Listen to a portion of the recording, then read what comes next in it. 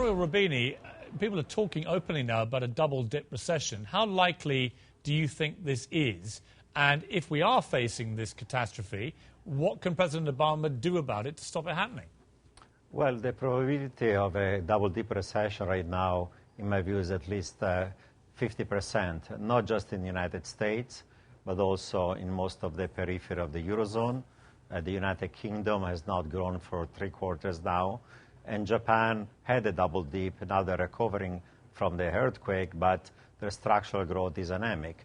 It's a situation in which there was too much debt in the private sector. Now there is too much debt in the public sector. And this painful process of delevering, you need to spend less to save more to reduce your debt, implies weak economic growth. But economic growth has become now so weak that most of these economies are at a stalled speed. It's like an airplane that decelerates to the point in which if you reach a stalled speed, either you reaccelerate and you get to escape velocity, or otherwise you start to free fall. And unfortunately, I fear we're going to start to free fall because in the last 2 or 3 years, every time there was an economic downturn or a market downturn, we had all the policy bullets available. We could do 10% of GDP fiscal stimulus. We could cut policy rates to 0, do rounds and rounds of quantitative easing. We could backstop and bail out our banks. But right now, we're running out of policy bullets. Every country is doing fiscal austerity that reduces demand.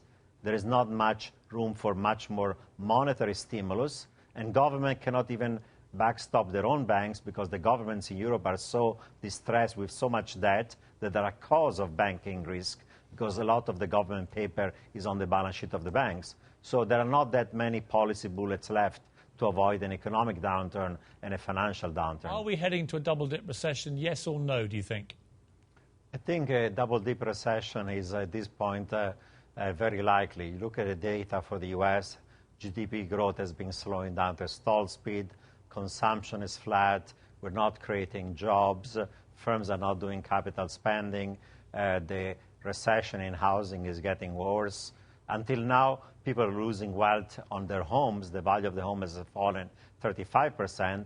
But now, in the last 2 weeks, 15% of their financial wealth, equity, has also wiped out. So you have a double whammy on your financial wealth. You feel poorer, you're going to spend less, and it's going to become a vicious circle of falling economic activity, falling asset prices, falling wealth, reducing consumption investment. And we don't have the policy tools right now to jumpstart the market and the economy.